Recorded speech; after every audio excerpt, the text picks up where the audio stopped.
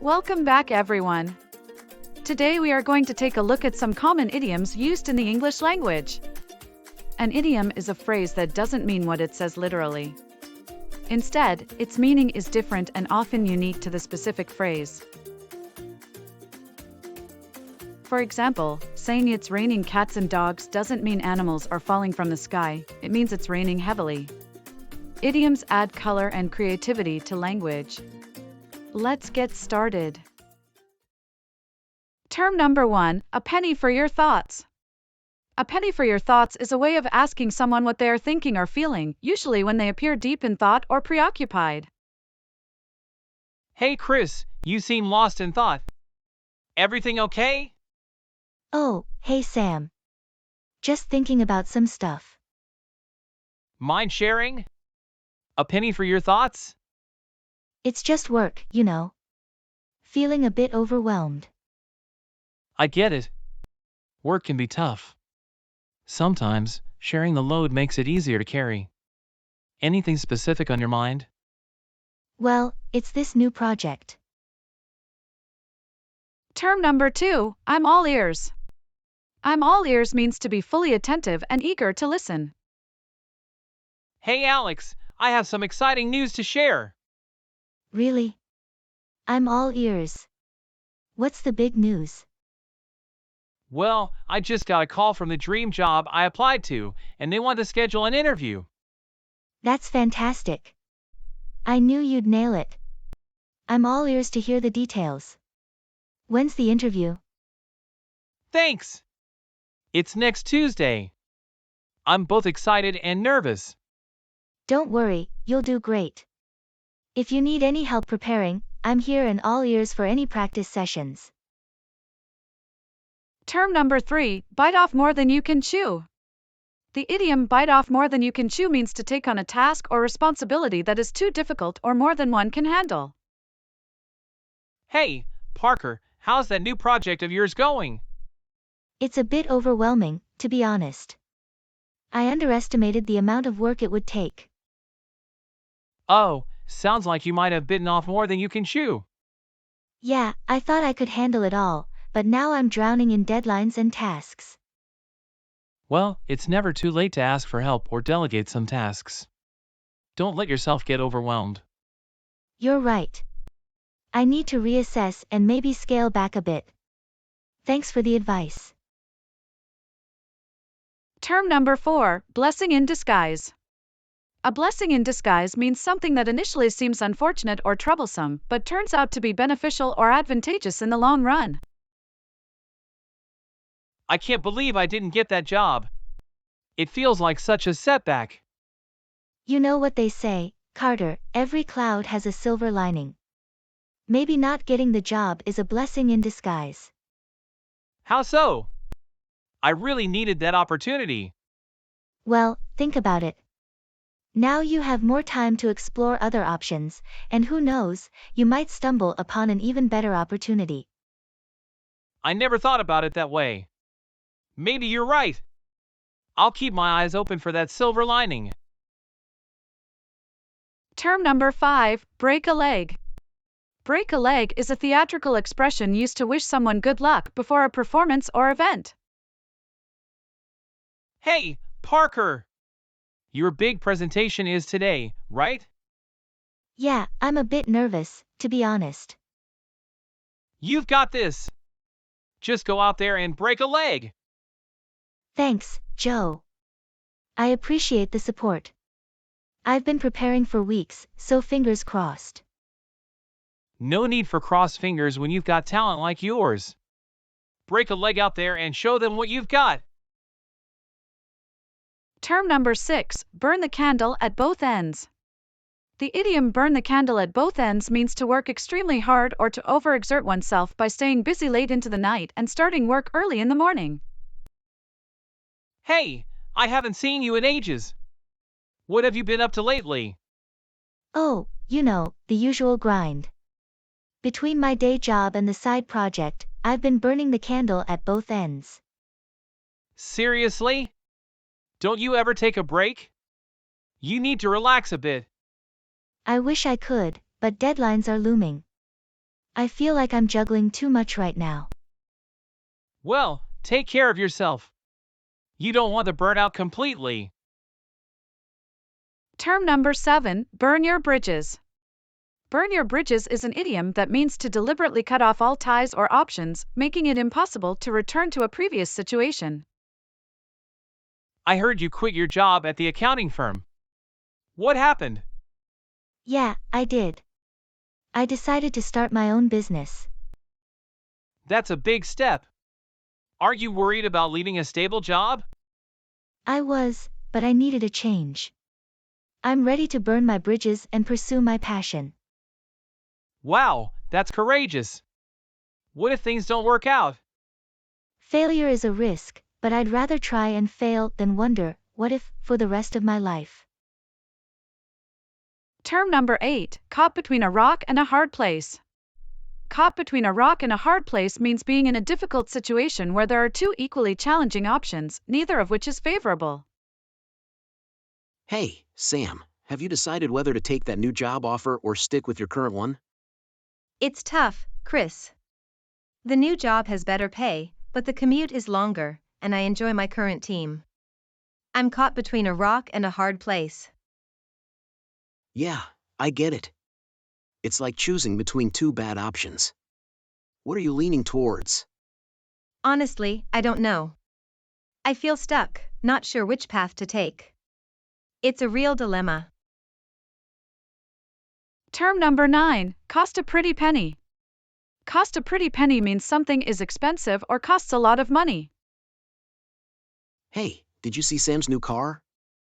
Yeah, it's a beauty. But I heard it cost a pretty penny. No kidding. She said it's got all these fancy features. Well, luxury doesn't come cheap. I bet it set her back a good amount. True. I asked her about it, and she admitted it wasn't a bargain, but she thinks it's worth every cent. I can imagine. Sometimes, you have to splurge for comfort and style. Definitely. But for now, I'll stick with my reliable old car. Upgrading would cost me a pretty penny too. Term number 10, cry over spilt milk. Cry over spilt milk means to be upset about something that has already happened and cannot be changed. Hey, Riley, I can't believe I messed up that presentation today. It was a disaster. Well, Jordan, there's no use crying over spilt milk. What's done is done. Learn from it and do better next time. You're right. I just feel so frustrated. We all make mistakes. Worrying won't undo them. It's like crying over spilt milk. Let's focus on how you can ace it next time. Term number 11, cut the mustard. Cut the mustard is an idiom that means to meet a required standard or perform satisfactorily. It is often used to describe someone or something that is able to meet expectations. Hey, did you see Sam's presentation today? Yeah, she really cut the mustard. I was impressed by how well she explained the project. Absolutely. I was a bit skeptical, but she exceeded expectations. It's good to know we have someone on the team who can really cut the mustard when it comes to important tasks. Totally. Her thoroughness and clarity made everything crystal clear. Term number 12, devil's advocate. Devil's advocate means a person who expresses a contentious or opposing viewpoint for the sake of debate or to stimulate critical thinking. Hey, I heard you're against the new recycling program. Why? Well, I'm playing devil's advocate here. I think it's great we're recycling, but what if it's just a feel-good measure? Are we sure it's making a significant impact? Interesting perspective. I think the program raises awareness, and every little bit helps. True, but devil's advocate, what if it's diverting attention from more impactful environmental issues? Fair point. Let's dig deeper and ensure our efforts are making a real difference. Term number 13, don't count your chickens before they hatch. Don't count your chickens before they hatch means not to make plans based on something that might not happen. It's a warning against assuming success before it's guaranteed. Hey, Sam, I just applied for that job at the tech company. I'm already thinking about the salary raise and the cool projects I'll work on. That's great, Jordan, but don't count your chickens before they hatch. Remember, they haven't even called you for an interview yet. True. I guess I got a bit ahead of myself. I should focus on the present and wait to celebrate until I actually get the job. Exactly, optimism is good, but let's not plan the victory party just yet. Term number 14, down to the wire. Down to the wire means to be very close to a deadline or the conclusion of an event. Hey, did you finish the project for the boss? Almost, it's down to the wire. The deadline is in an hour. Seriously? You've got nerves of steel. I finished mine last night. Well, I work better under pressure. It's just how I roll. I don't know how you do it. I'd be a nervous wreck. It keeps things exciting, you know? But I might need some coffee to make it through this last stretch. Term number 15, feather in your cap. Feather in your cap means an accomplishment or honor that adds to one's prestige or success. Hey Chris, I heard you got the highest score in the math competition. That's impressive. Thanks, Joe. It's definitely a feather in my cap.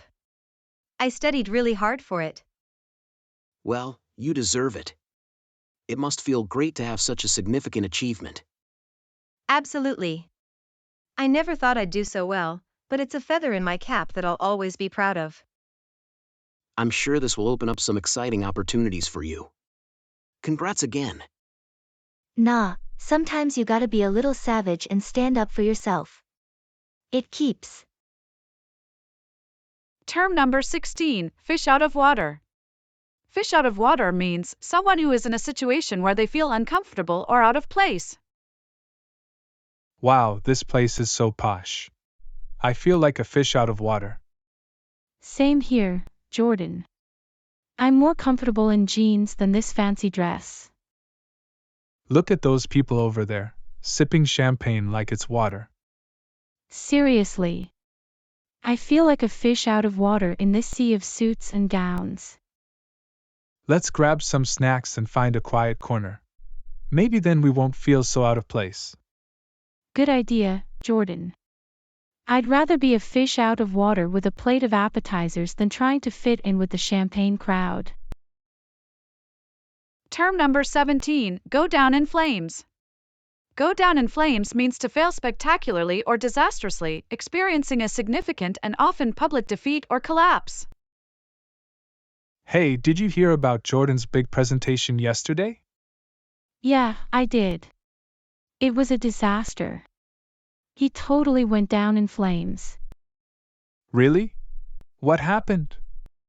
Well, he couldn't handle the questions from the clients, and his laptop crashed during the demo. It was embarrassing. Ouch. Poor Jordan. Did the clients say anything? They were not impressed. I think the whole project might go down in flames if he can't fix it. Term number 18, hit the ground running. Hit the ground running means to start a new activity or project with a lot of energy and effort, ensuring quick progress. Hey, I heard you got that new job. How's it going?